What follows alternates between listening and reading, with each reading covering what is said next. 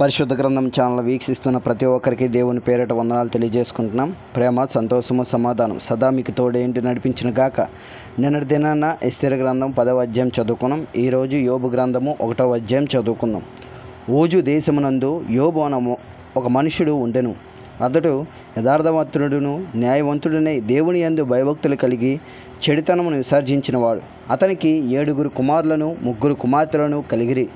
అతనికి 7,000 గొర్రెలను 3,000 ఒంట్లను 500 జతల ఎడ్లను 500 ఆడగాడిదలను కలిగి బహుమంది పనివారును అతనికి ఆస్తిగా నుండెను. గనుక తూర్పు దిక్కు జనులందరిలో అతడే గొప్పవాడిగా నుండెను. అతని కుమారులందరూ వంతుల చొప్పున అనుదినము ఒకరికొకరు తమ తమ ఇండ్లలో విందు చేయనై కూడినప్పుడు తమ 3 అక్క చెల్లెండ్రు తమతో కలిసి అన్నపానములు పుచ్చుకొనవలనని వారిని పిలిపించుచూ వచ్చిరి.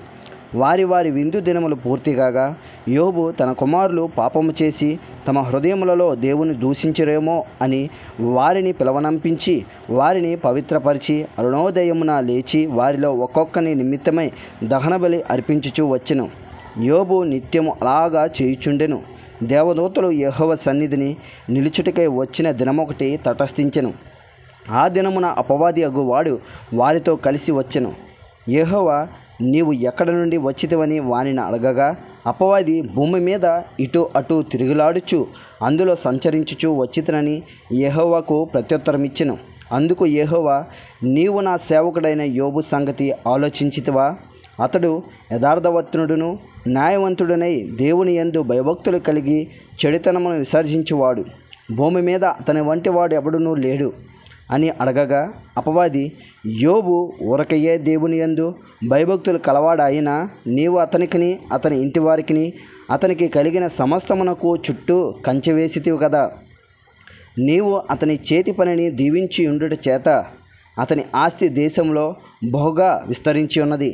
అయినను నీవు ఇప్పుడు నీ చేయి చాపి అతనికి కలిగిన సమస్తమును మొత్తిన ఎడల అతడు నీ ముఖము ఎదుటనే దూషించి నిన్ను విడిచిపోవును అని యెహోవాతో అనగా యెహోవా, ఇదిగో అతనికి కలిగిన సమస్తమును నీ వశము ఉన్నది, అతనికి మాత్రము ఏ హానియు చెయ్యకూడదని అపవాదికి సెలవీయగా వాడు యెహోవా సన్నిధి నుండి బయలువెళ్ళెను.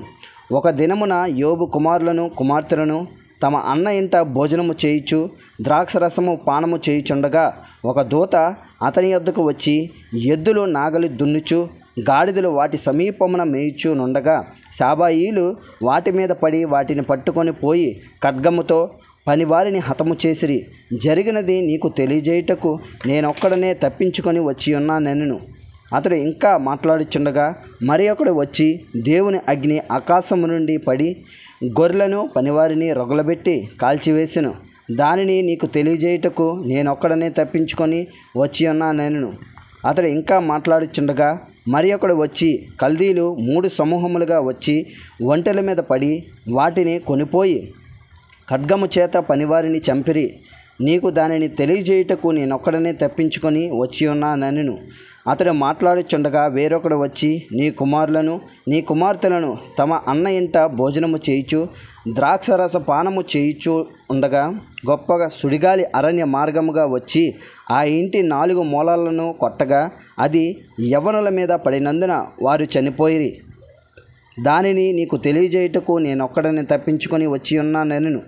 అప్పుడు యోబు లేచి తన పై వస్త్రము చింపుకొని తల వెంట్రుకలు గొరికించుకొని నేల మీద సాష్టాంగ పడి నమస్కారము చేసి ఇట్లానెను, నేను నా తల్లి గర్భంలో నుండి దిగంబరనే వచ్చితిని, దిగంబరనే అక్కడికి తిరిగి వెళ్ళెదను. యెహోవా ఇచ్చెను, యెహోవా తీసుకొని పోయెను, యెహోవా నామమునకు స్తుతి కలుగును గాక. ఈ సంగతులలో ఏ విషయమందు యోబు ఏ పాపమును చెయ్యలేదు, దేవుడు అన్యాయము చేసినని చెప్పలేదు. ఇంతటితో యోబు గ్రంథము 1వ అధ్యాయం పూర్తయింది. రేపటి దినాన్న యోబు గ్రంథము 2వ అధ్యాయం చదువుకుందాం. ప్రేమ, సంతోషము, సమాధానం సదా మీకు తోడేంటి నడిపించును గాక. ఆమేన్.